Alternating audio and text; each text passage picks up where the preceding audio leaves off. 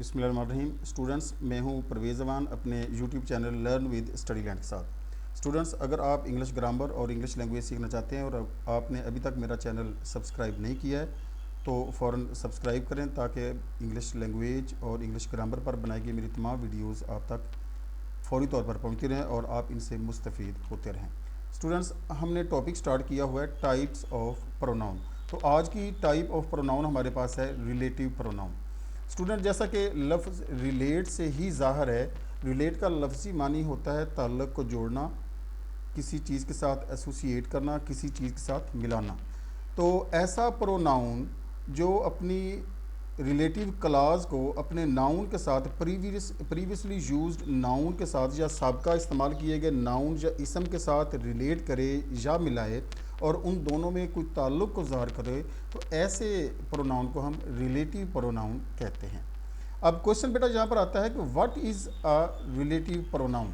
तो answer is very simple, मैं आपको पहले बता चुका हूँ। अ relative pronoun is a pronoun that marks a relative class. जो रिलेटिव क्लास होती है, रिलेटिव क्लास का मतलब है सेंटेंस का वो हिस्सा जिसमें रिलेटिव प्रोनाउन यूज़ किया गया होता है, उस क्लास को वो एसोसिएट करती है, उस क्लास को वो रेफ़र करती है अपने प्रीवियसली या सबका इस्तेमाल किए गए नाउन की तरफ। एग्जाम्पल आप इसमें रीड करें, this is the book which I bought from Lahore.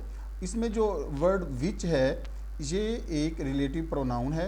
I bought from Lahore, which I bought from Lahore एक रिलेटिव क्लास है जो रेफ़र कर रही है बुक की तरफ, इसके रिलेशन को बुक के साथ रिलेट कर रही है, इसलिए विच जो है यहाँ पर रिलेटिव प्रोनाउन है। The relative pronoun which introduces the relative class which modifies the noun book. तो मतलब इसका बात करने का ये है कि रिलेटिव क्लास जो विच आई बॉट फ्रॉम लाहौर ये एक रिलेटिव क्लास है और ये रेफ़र कर रही है बुक की तरफ। एक क्वेश्चन यहाँ पर यह भी आता है कि क्लास होती क्या है। प्यारे बच्चों, ये बहुत इंपॉर्टेंट वीडियो है, इसको एंड तक ज़रूर देखें और क्लास के बारे में और मज़ीद बहुत ही कीमती इन्फॉर्मेशन आपको ग्रामर के बारे में मिलने वाली है इसके एंड तक। तो इसको एंड तक देखना ना भूलिए ताकि आप इम्पोर्टेंट इन्फॉर्मेशन और ग्रामर के मुताल्लिक बहुत ख़ास चीज़ें आप मिस ना कर जाएँ। इसकी डेफिनेशन की तरफ हम चलते हैं। रिलेटिव प्रोनाउन की डेफिनेशन प्यारे बच्चों है, और relative pronoun is a word which is used to refer noun mentioned previously. As I told you from the very beginning of my today's lecture कि जो रिलेटिव क्लास है वो अपने प्रीवियसली यानी सबका इस्तेमाल किए गए नाउन की तरफ उसको रेफ़र करती है और उसके साथ उसको रिलेट करती है। Relative pronoun can be used to join two sentences. This is very important point कि रिलेटिव प्रोनाउन दो सेंटेंसेस को आपस में मिलाने के लिए भी इस्तेमाल होती है या मिलाने के लिए ही इस्तेमाल होती है। अब स्टूडेंट्स, एक क्वेश्चन यहाँ पर आता है कि अगर रिलेटिव क्लास दो सेंटेंसेस को आपस में मिलाने के लिए इस्तेमाल होती है तो इट मीन्स कि ये तो एक कंजंक्शन हुआ। No my students, definitely relative pronoun दो सेंटेंसेस को आपस में मिला रहा होता है, but this is not functioning as conjunction in this sentence, कि ये कंजक्शन के तौर पर यहाँ पर फंक्शन नहीं कर रहा है। कंजक्शन का फंक्शन और है, रिलेटिव प्रोनाउन का फंक्शन और है। ऑल दो बोथ ऑफ दीज जॉइंस और रिलेट्स टू सेंटेंसेस और combines two sentences into one, लेकिन इनके फंक्शंस डिफरेंट होते हैं। जो रिलेटिव प्रोनाउन है ये एज पोसेसिव प्रोनाउन या पोसेशन के लिए या सब्जेक्ट के तौर पर या ऑब्जेक्ट के तौर पर इस्तेमाल होता है और ये कंजक्शन के तौर पर इस्तेमाल नहीं होता। कंजक्शन का मकसद होता है दो डिफरेंट सेंटेंसेस को आपस में मिला देना, उसका काम होता है, वो काम करता है कंजक्शन, जैसे एंड है या बट है वगैरह वगैरह। लेकिन रिलेटिव प्रोनाउन रेफ़र करता है रिलेशन को अपने डूअर या अपने प्रीवियसली इस्तेमाल किए गए नाउन के साथ। इसलिए ये इनमें एक बुनियादी फ़र्क है कि ये गो के दो सेंटेंसेस को आपस में मिलाता है लेकिन एज कंजक्शन इस्तेमाल नहीं होता बल्कि एज रिलेटिव प्रोनाउन इस्तेमाल होता है।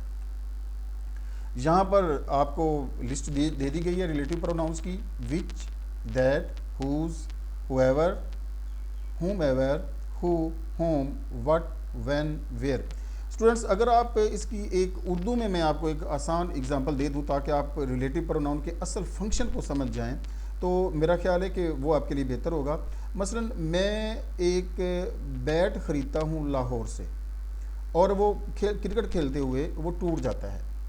तो बैट कई सारे हो सकते हैं, सारे प्लेयर्स के पास, सारे खिलाड़ियों के पास बैट हो सकते हैं, लेकिन बैट टूटा कौन सा है? जो मैंने लाहौर से ख़रीदा था। तो मैं कहता हूँ कि जो बैट लाहौर से ख़रीदा गया वो टूट गया है, या वो बैट टूट गया है जो लाहौर से ख़रीदा गया था। तो इन दोनों में समटाइम जो एक सेंटेंस में जो इस्तेमाल हुआ है, एक में वो इस्तेमाल हुआ है। तो जो और वो, ये दो सिचुएशंस को आपस में रिलेट कर रहे हैं, और वो जो इसकी रिलेटिव क्लाज है, यानी वो जो टूट गया है उसको उस बैट के साथ एसोसिएट कर रही है जो लाहौर से ख़रीदा गया था। तो इस तरह से हमें पता चल रहा है कि वो बैट टूटा है जो लाहौर से ख़रीदा गया था। तो इसलिए जो या वो या विच या दैट जो इस सेंटेंस में इस्तेमाल हो सकते हैं, वो रेफ़र करते हैं अपनी रिलेटिव क्लाज को अपने प्रीवियसली इस्तेमाल हुए नाउन यानी बैट की तरफ जो हमने लाहौर से ख़रीदा था। तो होपफुली आपको उर्दू की इस मिसाल से समझ आ गई होगी कि रिलेटिव प्रोनाउन का मकसद क्या है। मतलब वो बैट टूटा है जो हमने लाहौर से ख़रीदा था। स्टूडेंट्स, रिलेटिव प्रोनाउन को इस्तेमाल करने के कुछ रूल्स हैं। आपको बताया है कि इसको मिस नहीं करना है आपने, बहुत इंपॉर्टेंट वीडियो है, एंड तक इसको ज़रूर देखना है आपने। इसका पहला रूल तो ये है कि relative clauses are typically introduced by relative pronouns and that relative pronouns can function as possessive pronoun, an object और अ सब्जेक्ट। यानी जो रिलेटिव क्लाज है वो अपने पिछले नाउन की तरफ उसको रेफ़र करती है, और ये जिसमें रिलेटिव प्रोनाउन इस्तेमाल किया गया होता है उस हिस्से को रिलेटिव क्लाज के तौर पर हम इंट्रोड्यूस करते हैं या उसको शनाख्त करते हैं। और इसमें एक और भी बहुत इंपॉर्टेंट चीज़ है, अगर आप इससे पार्ट ऑफ दिस सेंटेंस को रीड करें, and that the relative pronoun can function as a possessive pronoun, an object और अ सब्जेक्ट। यानी उसमें पोसेसिव प्रोनाउन के तौर पर वो इस्तेमाल हो रहा होता है, ऑब्जेक्ट के तौर पर इस्तेमाल हो रहा होता है, या सब्जेक्ट के तौर पर इस्तेमाल हो रहा होता है। मैं आपको पहले बता चुका हूँ प्यारे बच्चों कि रिलेटिव प्रोनाउन दो सेंटेंसेस को आपस में मिलाता है, लेकिन इसकी सिचुएशन और कंजक्शन जब दो सेंटेंसेस को आपस में मिलाता है उसकी सिचुएशन बड़ी डिफरेंट होती है। इसमें थोड़ी सी पोसेशन और रेफरेंस ये इस्तेमाल हो रहा होता है कि उसमें जो पहले से इस्तेमाल किया हुआ नाउन है उसकी तरफ वो रिलेटिव क्लाज को रेफ़र कर रहा होता है, इसलिए यहाँ पर वो बतौर कंजक्शन नहीं बल्कि पोसेसिव प्रोनाउन या ऑब्जेक्ट या बतौर सब्जेक्ट इस्तेमाल हो रहा होता है। इसका नेक्स्ट रूल आप देखें, when relative pronouns introduce restrictive relative clauses और no comma is used to separate the restrictive clause from the main clause। इसमें एक बड़ी इंपॉर्टेंट चीज़ है जो आपको समझनी है। रेस्ट्रिक्टिव क्लास और नॉन रिस्ट्रिक्टिव क्लास क्या होती हैं? स्टूडेंट्स, एक सेंटेंस को हम कॉमास के साथ सेपरेट करते हैं। अगर एक सेंटेंस को कॉमा के साथ सेपरेट किया गया है और उसमें एडिशनल इंफॉर्मेशन या इजाफी कोई मालूमात हमने फराहम की हैं, तो उसको हम नॉन रेस्ट्रिक्टिव रिलेटिव क्लाज कहेंगे। देखिए स्टूडेंट्स, रेस्ट्रिक्टिव क्लाज जो होती है उसमें हम कॉमा लगाकर एक सेंटेंस को सेपरेट नहीं कर सकते हैं, जहां पर रिलेटिव प्रोनाउन इस्तेमाल किया गया उससे पहले या उसके बाद में कॉमा लगाकर हम उसको सेपरेट नहीं कर सकते हैं। अगर हम कॉमा लगाकर सेपरेट करेंगे तो इसका मतलब ये होगा कि ये नॉन रेस्ट्रिक्टिव क्लास है। अगर उसको कॉमा लगाकर सेपरेट नहीं किया गया तो इसका मतलब है कि इसमें रेस्ट्रिक्टिव क्लास इस्तेमाल हुई है। आगे चलकर इसकी आपको एग्जांपल्स भी मैं देता हूँ कि इसमें मैंने पहले आपको बताया कि आपके समझने की चीज़ें हैं कि रेस्ट्रिक्टिव क्लास क्या होती है, रेस्ट्रिक्टिव क्या होती है और नॉन रेस्ट्रिक्टिव क्लास क्या होती है। ये आगे आपके स्लाइड्स में आने वाली है, इसलिए इसको एंड तक ज़रूर देखें। यहाँ पर प्यारे बच्चों एक इंपॉर्टेंट इंफॉर्मेशन आपको मैंने देनी है। एक रिलेटिव प्रोनाउन है होम। अमेरिकन इंग्लिश में जनरल कन्वर्सेशन में, अमेरिकन जब आपस में गुफ्तगू करते हैं, जनरल गुफ्तगू करते हैं, तो उसमें वो रिलेटिव प्रोनाउन होम इस्तेमाल बहुत ही कम करते हैं, बहुत ही इसका इस्तेमाल कम करते हैं। यानी जनरल कन्वर्सेशन में, जनरल डायलॉग में या गपशप में, जैसे हम आपस में गुफ्तगू करते हैं रूटीन में, तो उसमें होम का जो रिलेटिव प्रोनाउन है उसको वो बहुत ही कम इस्तेमाल करते हैं। But I suggest for you कि इस चीज़ को आपने अपनी रिटन कंपोजिशन में अप्लाई नहीं करना है। अगर आप रिटन कंपोजिशन में या रिटन मैटर में, जैसा कि ये नीचे स्टेटमेंट में मैंने लिख दिया है, बट इट इज़ बेटर, अगर हम इसको सारा स्टार्ट से पढ़ते हैं, in American English the relative pronoun whom is used rarely in general conversation. I have already told you कि जनरल कन्वर्सेशन में अमेरिकन होम को बहुत ही कम इस्तेमाल करते हैं, but it's better to use this relative pronoun whom in writing to make your composition grammatically correct. लेकिन मैं आपको बता चुका हूँ कि गो के वो अपनी जनरल कन्वर्सेशन में होम जो रिलेटिव प्रोनाउन है उसको बहुत कम इस्तेमाल करते हैं। लेकिन अगर आपने एक रिटन कंपोजिशन तैयार करनी है तो उसमें आप ये प्रोनाउन होम ज़रूर इस्तेमाल करें ताकि ग्रामेटिकली वो आपकी कंपोजिशन करेक्ट हो सके। अदरवाइज़ जहाँ नेसेसरी होगा और आप इसको उसी लॉ के तहत, उसी रूल के तहत, अमेरिकन जो स्टाइल है उसी में देखेंगे और इस्तेमाल नहीं करेंगे तो वो रॉन्ग कंसीडर किया जाएगा। Students, here are some examples in which the relative pronouns have been used. The very first example is the student who stood first worked hard. इसमें आप गौर करें, सेंटेंसेस दो हैं, एक तो वो उसने वर्क हार्ड किया है, एक स्टूडेंट फर्स्ट आया है। तो ये वर्क हार्ड और स्टूडेंट के फर्स्ट आने को एक ही चीज़ है, इनमें आपस में बहुत ज़्यादा रब्त है, तो हु के ज़रिए से दोनों सेंटेंसेस को आपस में मर्ज कर दिया गया है, मिला दिया गया है। अब इसमें आप गौर करें कि कोई कॉमा इस्तेमाल नहीं हुआ, यानी कोई एडिशनल इंफॉर्मेशन हमें नहीं दी गई है, इसलिए इसको हम रेस्ट्रिक्टिव क्लाज कहेंगे। जो हु के बाद ये वाली क्लाज इस्तेमाल हो रही है ये रेस्ट्रिक्टिव क्लाज है, because no comma has been used in this clause to separate the sentence. Next sentence पर गौर करें, the book that I bought yesterday is already in my library. This particular clause in which this relative pronoun that has been used is also restrictive clause because no comma has been used here to provide any additional information, कि इसमें कोई अजाफी मालूमात आपको देने के लिए कोई comma का इस्तेमाल मज़ीद नहीं किया गया है, इसलिए ये दैट के बाद इस्तेमाल होने वाली जो क्लास है ये रिस्ट्रिक्टिव क्लास है। और आप देखें कि वो आपको बताना क्या चाह रहा है, आप समझने की कोशिश करें। The book that I bought yesterday is already in my library. जो किताब मैंने कल ख़रीदी थी वो तो पहले ही मेरी लाइब्रेरी में मौजूद है, तो ये इसको एसोसिएट कर रही है इस बुक के साथ, इसका पहले जिक्र हो चुका है, तो इसलिए यहाँ पर जो दैट है ये एज रिलेटिव प्रोनाउन के इस्तेमाल हुआ है। नेक्स्ट एग्जाम्पल पर आप गौर करें, the Quaid Azam Mohammad Ali Jinnah who is the founder of Pakistan was born in Karachi. इसमें आप देखें कि कॉमाज इस्तेमाल किए गए हैं और हु जो है ये रिलेटिव प्रोनाउन के तौर पर भी यहाँ पर इस्तेमाल हुआ है। एक चीज़ और आगे चलने से पहले मैं आपको बता दूं कि यहाँ पर जो हु है ये रिलेटिव प्रोनाउन के तौर पर इस्तेमाल हो रहा है, लेकिन आगे जाकर हु इंटेरोगेटिव प्रोनाउन के तौर पर भी इस्तेमाल होगा। अब इसी तरह से प्रीवियस सेंटेंस में जो दैट है ये रिलेटिव प्रोनाउन के तौर पर इस्तेमाल हो रहा है, लेकिन जब हम डेमोस्ट्रेटिव प्रोनाउन को स्टडी करेंगे तो उसमें भी ये इस्तेमाल होगा। मैं आपको पहले अपनी वीडियोज़ में बड़ा ब्रीफली आपको बता चुका हूँ प्यारे बच्चों कि इंग्लिश में सेंस और कॉन्टेक्स्ट बहुत ज़्यादा मैटर करते हैं। किसी भी लैंग्वेज में सियाको सबाक और उसका शऊर और उसकी सेंस बहुत ज़्यादा मैटर करते हैं। तो ये वेरी करता है from sentence to sentence and from context to context के एक लफ्ज़ किस कॉन्टेक्स्ट में क्या वैल्यू रखता है और दूसरे कॉन्टेक्स्ट में वो क्या वैल्यू रखता है।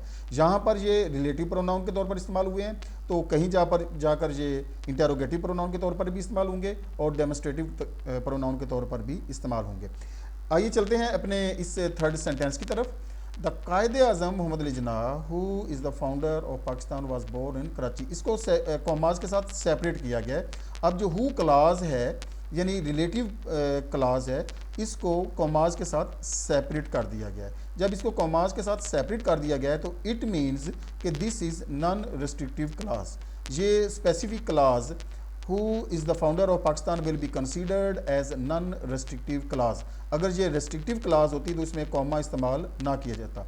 अब नॉन रेस्ट्रिक्टिव क्लाज इस्तेमाल करते क्यों हैं, इसको भी थोड़ा सा मैं आपको एडिशनली यहाँ पर बताता चलूँ। गो कि हमारा आज का ये टॉपिक नहीं है, लेकिन चूंकि इस्तेमाल हो रही है इसलिए एडिशनल इन्फॉर्मेशन आपको प्रोवाइड की जानी चाहिए। समटाइम हम बात करते हुए उसी चीज़ के मतलब एडिशनल इन्फॉर्मेशन यानी अजाफी मालूमात प्रोवाइड करना चाहते हैं अपने कारी को या अपने रीडर को या अपने ऑडियंस को, तो वहाँ पर हम शॉर्ट, अगर हम बोल रहे हैं बात कर रहे हैं तो शॉर्ट पाउज लेंगे, या हम लिख रहे हैं तो कॉमाज के ज़रिए से हम उसको सेपरेट करेंगे।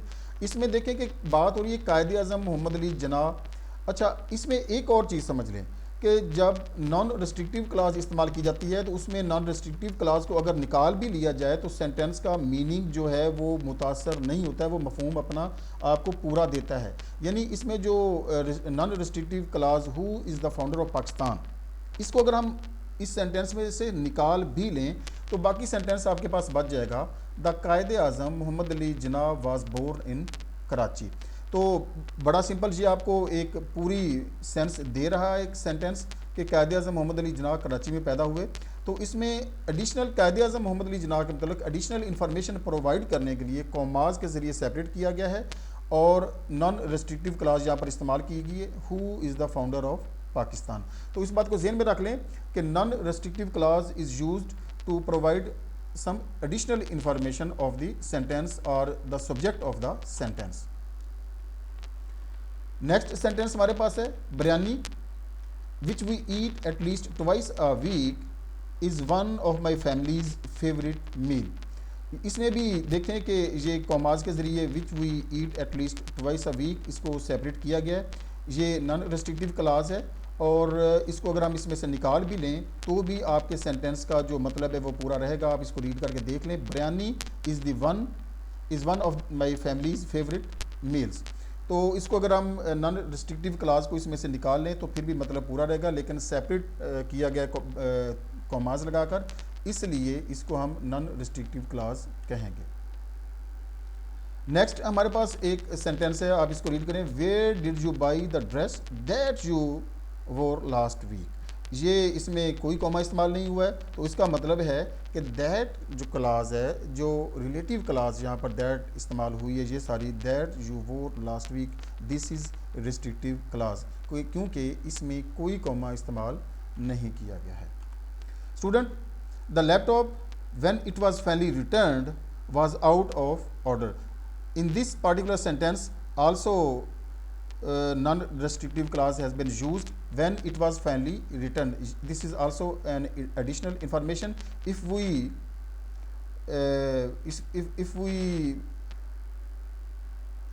don't use this non-restrictive clause in this sentence और इनको हम आपस में दो सेंटेंसेस को आपस में मिला देते हैं, ये नॉन रिस्ट्रिक्टिव क्लास इसमें से निकाल कर, तो रिमेनिंग सेंटेंस जो हमारे पास बचता है that's fully meaningful. The laptop was out of order, इसके पूरे मीनिंग्स है, पूरा मफहूम है। सो एडिशनल इंफॉर्मेशन के लिए थ्रू कॉमाज हम सेंटेंस को सेपरेट करते हैं और उसमें नॉन रिस्ट्रिक्टिव क्लास हम पुट कर देते हैं। तो इसमें दो चीज़ें यहाँ पर आपके सामने आई हैं, एक रेस्ट्रिक्टिव क्लास और दूसरी non restrictive class. Sorry, non restrictive class वो क्लास है जिसमें हम कॉमा इस्तेमाल नहीं करते। सॉरी, नॉन रेस्ट्रिक्टिव क्लास वो क्लास है जिसको हम कॉमाज के लिए सेपरेट कर सकते हैं और उसको हम एडिशनल इन्फॉर्मेशन के तौर पर इस्तेमाल करते हैं, जबकि रेस्ट्रिक्टिव क्लास वो क्लास है जिसको हम कॉमाज के ज़रिए से सेपरेट नहीं कर सकते हैं। नेक्स्ट सेंटेंस देखें। The orchard where we usually use to sit to take our rest has been watered today. इसमें भी जो क्लास इस्तेमाल की गई है that is also non restrictive clause. तो इसमें मजीद वजाहत की मेरा ख्याल अब ज़रूरत बाकी नहीं बचती है। होप कि आपको restrictive class, non restrictive class और रिलेटिव प्रोनाउन के मतलब अभी तक काफ़ी इन्फॉर्मेशन मिल चुकी होगी, लेकिन अभी आगे भी बहुत कुछ आने वाला है, उसको भी ज़रूर वॉच कीजिए। मैं बार बार पिछले स्लाइड्स में क्लास का वर्ड यूज़ कर रहा हूँ, तो यहाँ पर थोड़ा सा आपको इंट्रो मैं दे देता हूँ क्लास का। क्लास होती क्या है? क्लास एक ऐसा ग्रुप ऑफ वर्ड है स्टूडेंट्स जिसमें एक सब्जेक्ट और एक वर्ब होता है। एक सब्जेक्ट और एक वर्ब पर मुश्तमिल जो ग्रुप होता है वो एक क्लास होती है। ये एक कंप्लीट सेंटेंस भी हो सकता है, जैसे आपके सामने ये एक सेंटेंस मैंने लिख दिया है, आई ग्रेजुएटेड लास्ट ईयर। ये एक कंप्लीट सेंटेंस है। अब ये एक कंप्लीट क्लास भी है। और मैं आपको मजीद ये भी बताता चलूँ स्टूडेंट्स कि एक सेंटेंस एक क्लास पर भी मुश्तमिल हो सकता है, दो क्लासेस पर भी मुश्तमिल हो सकता है, और तीन पर भी या तीन से ज़्यादा पर भी मुश्तमिल हो सकता है, और हम कॉमास के ज़रिए से उनको सेपरेट करते जाएंगे। But one thing is important that each class will consist on one subject and one verb। एक सब्जेक्ट और एक वर्ब का होना उसमें लाजमी है। अब नेक्स्ट आप देखें कि when I came here I saw him, इसमें आप गौर करें कॉमा के ज़रिए इसको सेपरेट किया गया है दो, कि इसमें कोई रिलेटिव प्रोनाउन इस्तेमाल नहीं हुआ है, लेकिन ये दो क्लासेस हैं। मैं यहाँ पर इस छोटे से क्लिप में आपको सिर्फ क्लासेस के बारे में बता रहा हूँ। ये टू क्लासेस सेंटेंस है, और ये एक थ्री क्लासेस सेंटेंस मैंने आपके सामने डिस्प्ले कर दिया। When I came here I saw him and he greeted मी। तो इनको हमने तीनों सेंटेंसेस को सेपरेट किया है थ्रू कॉमाज, पंक्चुएट कर दिया गया है, तो इसमें तीन क्लासेस इस्तेमाल की गई।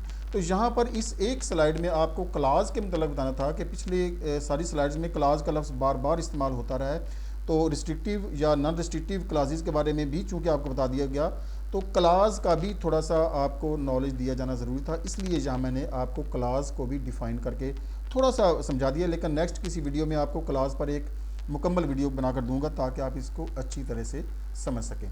नेक्स्ट हम मूव करते हैं सेंटेंस, जल्दी से अपने स्टूडेंट्स अपने समरी की तरफ मूव करते हैं। A relative pronoun is used to relate to things parts of sentences or previous one, कि वो अपने प्रीवियस इस्तेमाल किए गए नाउन की तरफ जो उसकी रिलेटिव क्लास है उसको वो रेफर करते हैं।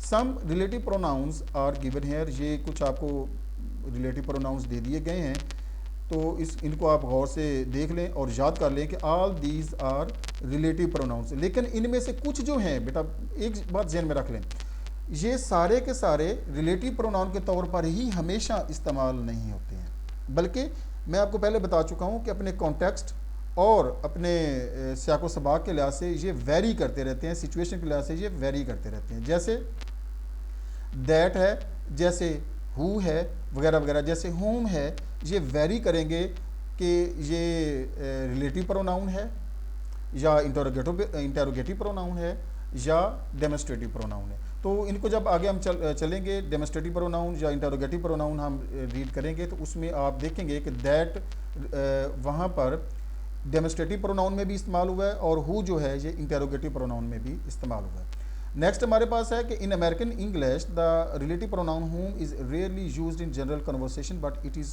Better to use it in written matter to make it grammatically correct. तो स्टूडेंट्स इसको आपने ध्यान में रखना है कि गो के होम को अमेरिकन अपनी जनरल कन्वर्सेशन में बहुत ज़्यादा इस्तेमाल नहीं करते, लेकिन जब आप एक रिटन कंपोजिशन तैयार कर रहे हैं तो उसमें आपने इसको जहाँ ज़रूरी है, जहाँ वेयर नेसेसरी, आपने इसको ज़रूर इस्तेमाल करना है ताकि ग्रामेटिकली वो ठीक हो सके।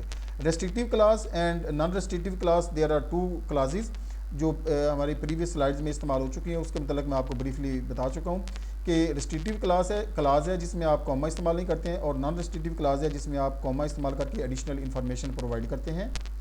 Sentence may consist on one clause, two clauses और थ्री क्लासेस, जैसा कि पिछली स्लाइड में आपको बता चुका हूँ कि क्लास होती क्या है। ये वर्ड्स का ऐसा ग्रुप है जिसमें एक सब्जेक्ट होता है और एक वर्ब होता है। ज़हन में रखें, वर्ब और सब्जेक्ट का होना उनमें ज़रूरी है। और एक sentence one class single class पर भी कंसिस्ट कर सकता है, टू क्लासेस भी हो सकती हैं और थ्री क्लासेस भी हो सकती हैं, लेकिन उसमें जो इम्पोर्टेंट चीज़ है हर क्लास में सब्जेक्ट और वर्ब का होना ज़रूरी है। होप स्टूडेंट कि आपको मेरी ये वीडियो पसंद आई होगी, और आप मज़ीद लेक्चर और ग्रामर पर के मतलब लेक्चर लेने के लिए, वीडियोज़ लेने के लिए इस चैनल को ज़रूर सब्सक्राइब करेंगे। बहुत बहुत शुक्रिया। अल्लाह हाफिज़।